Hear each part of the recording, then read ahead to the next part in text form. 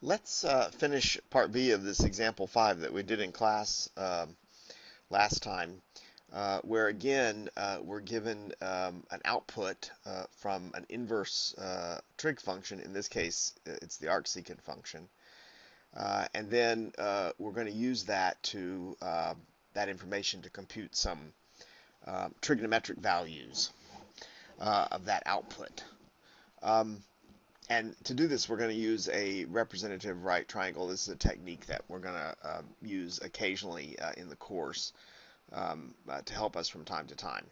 Um, not not in examples like this one. These are rather artificial, just designed to give you practice, but in um, problems where we're trying to do something that we're really interested in doing, primarily integration. So remember in part A, so we know that y is equal to arc secant of square root of 5 over 2. That's the information that's given to us. Um, so since y is an arcsecant value, that tells us then that the secant of y is equal to square root of 5 over 2, right? Because arcsecant and secant are inverses of one another. So, see, we can think of y then as being an angle in a right triangle since we're computing the secant of y here, right? And so what we're going to do is actually draw that right triangle. We're going to draw a representative right triangle here, and then we're going to insert y as one of the angles in the right triangle. So that's what I've drawn here. And last time, in example A, since we know that secant of y is the square root of 5 over 2, and of course secant is hypotenuse over adjacent, that's how secant is computed from a right triangle, right?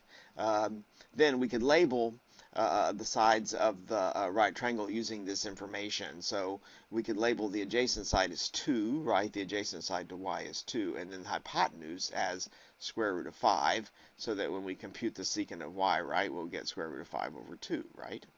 Hypotenuse over adjacent.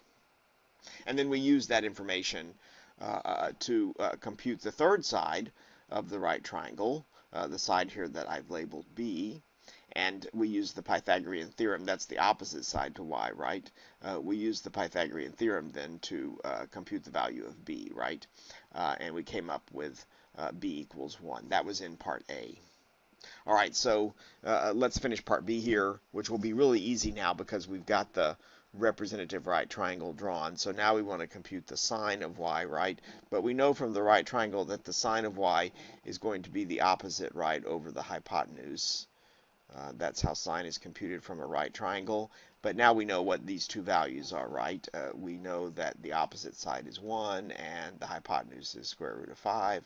So we get really easily here that sine of y is 1 over square root of 5.